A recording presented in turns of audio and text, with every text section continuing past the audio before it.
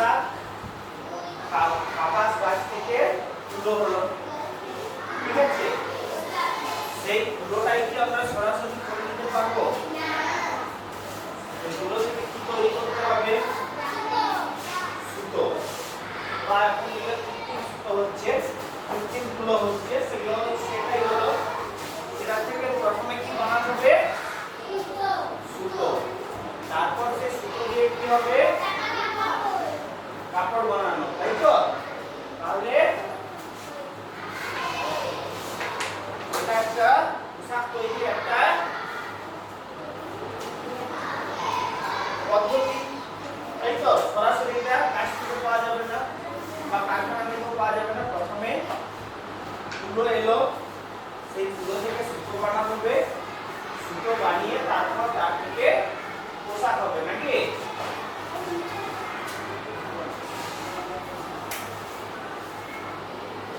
আচ্ছা,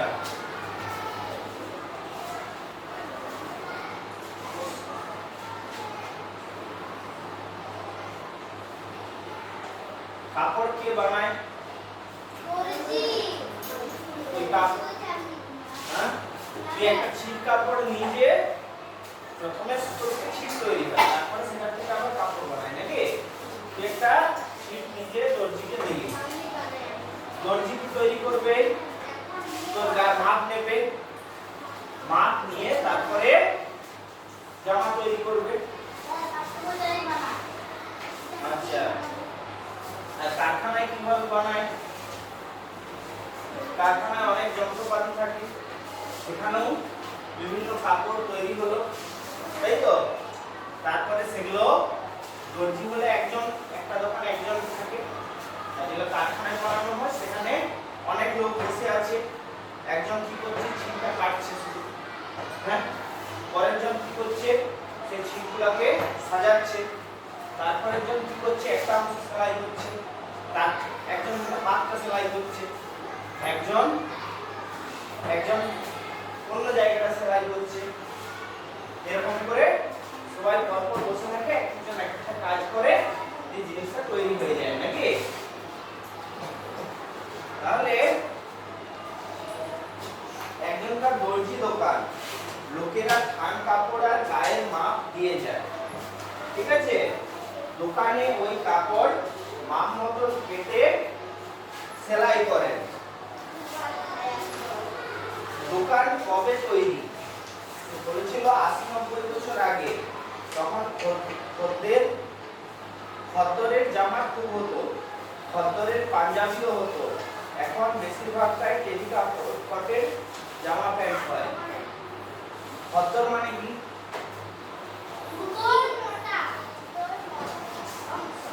চরকাতে সুতো কাটা হতো, সেই সুতো দিয়ে, সেই চরকাতে কাটা সুতো দিয়ে যে ছিট তৈরি হতো সেটাকে বলে খদ্দর, সেটাকে বলে খদ্দর, ঠিক আছে?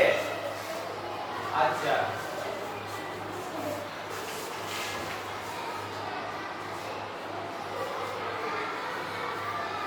এই পোশাক তৈরি হচ্ছে এমন একটা শিল্প যাতে প্রচুর লোকের কর্মসংস্থান হয়, মানে অনেক লোক কাজ পায় পোশাক তৈরিতে, ঠিক আছে?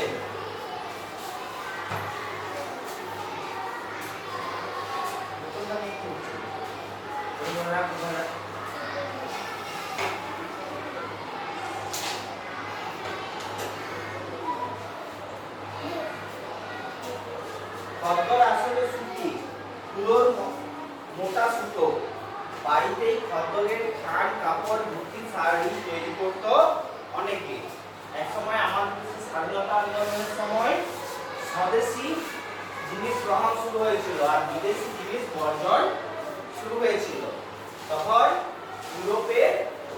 ইউরোপের কারখানায় তৈরি পোশাকগুলোকে বর্জন করে আমাদের দেশের মানুষ চরকায় সুতো কাটতে শুরু করে।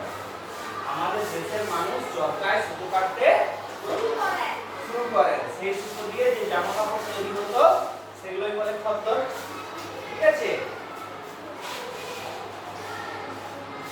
সবাই মিলে কথা হচ্ছিল, বড় বড় কারখানায় খনিজ তেল শোধন করে সিনথেটিক সুতো তৈরি হয়। সেই সুতো থেকে আবার থান কাপড় তৈরি হয়। গলিত তেল আবার মাটির নিচে থাকে। কি গল্প হচ্ছে যদি ভালো না লাগছে তো বাইরে চলে যায়।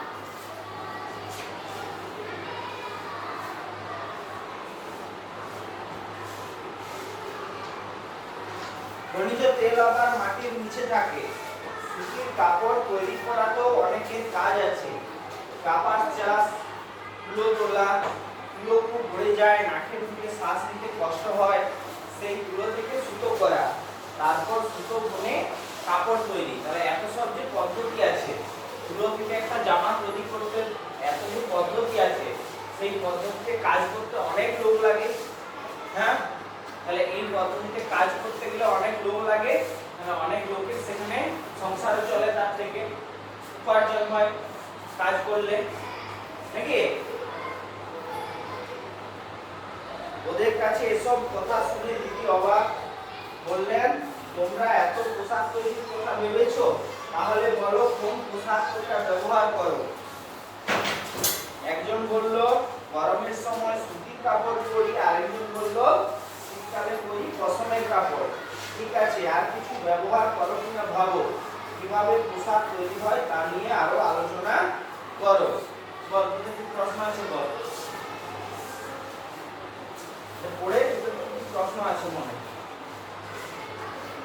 দুবার তো রিডিং করা হয়েছে, তো পড়েছিস, তো বল কি প্রশ্ন আছে?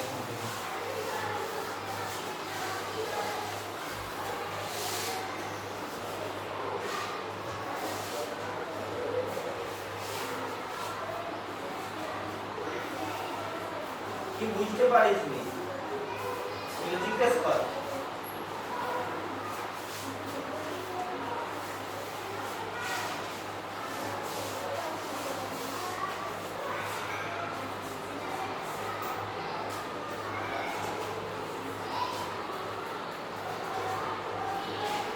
প্রশ্ন আছে জিজ্ঞেস কর, প্রশ্ন নাই আমি ধরবো প্রশ্ন।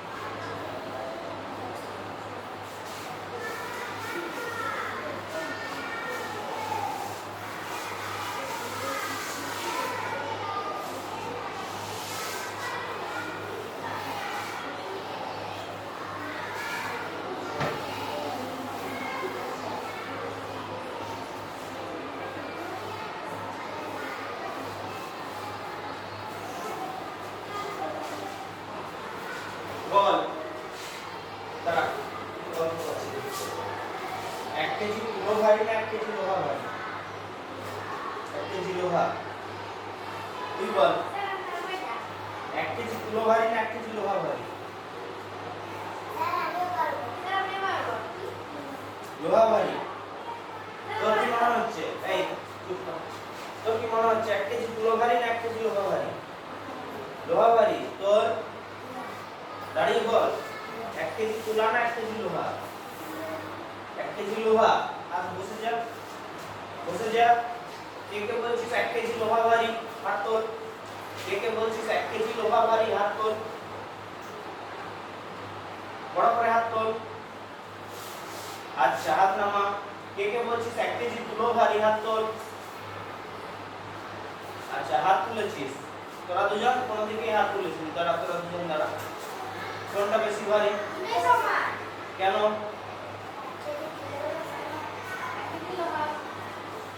দুটোই তো 1 কেজি, তাই তো? লোহাটা এইটুকু তো 1 কেজি হয়ে যাবে, আর তুলোর একটা তোরা তুলো লাগবে, তাতে 1 কেজি হবে। কিন্তু দুটোই তো 1 কেজি, তাহলে দুটোই সমান, ঠিক তো? বলুন।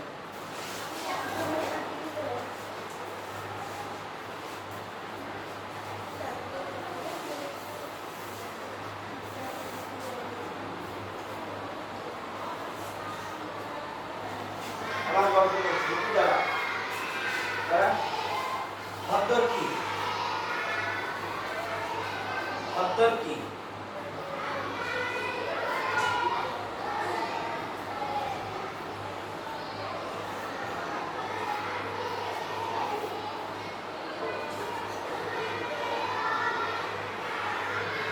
একজন দ্বারা বল কিরকম সুতো হ্যাঁ মোটা সুতো আচ্ছা কি বলছে তুই বল কি বলছিলি খদ্দর কি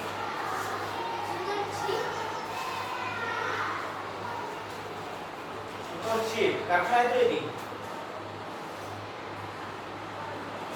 তৈরি হয় বলো নিকোষ হয়নি খদ্দর মানে যেগুলো চরকাতে কাটা হয় চরকাতে বোনা হয় যেটা চরকাতে সুতো বুনে সেই সুতো দিয়ে যে কাপড় তৈরি হয় সেটাকে বলে খদ্দর ঠিক আছে কারখানায় তৈরি সুতোর জিনিসই কারখানায় তৈরি হলে সেটাকে খদ্দর বলবো না ঠিক আছে খদ্দর মানে সেটা চরকাতে বোনা হয় যে সেই সুতো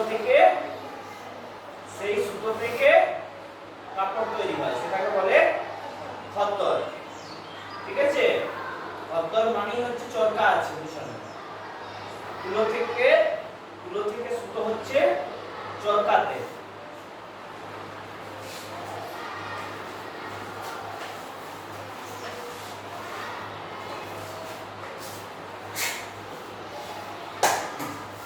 সিনথেটিক সুতো কি থেকে তৈরি হয় দাঁড়া তুই বল দাঁড়া সিনথেটিক সুতো যেটা কৃত্রিম সুতো সেগুলো কি থেকে তৈরি হয়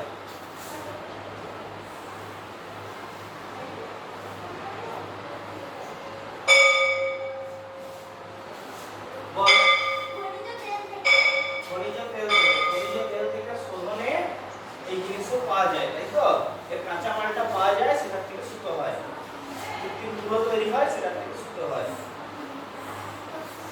আচ্ছা পরে ছকটা পোশাকের নাম কে তৈরি করেন কিভাবে তৈরি করেন ঠিক আছে বিভিন্ন পোশাকের নাম লিখবি কে তৈরি করেন লিখবি কিভাবে তৈরি করেন লিখবি ধর বলি সোয়েটার কে তৈরি করেন একটা হচ্ছে ঘরে মা উল দিয়ে বোনেন হতে পারে কিভাবে তৈরি করেন উল কাটা দিয়ে উল বুনে নাকি কার ঘরে সোয়েটার বানিয়ে দিয়েছে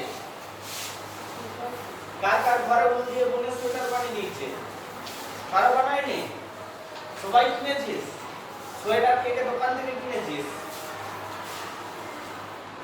আচ্ছা তোরা সবাই তো দোকান থেকে কিনেছিস কারো ঘরে উল থেকে বানিয়ে যায়নি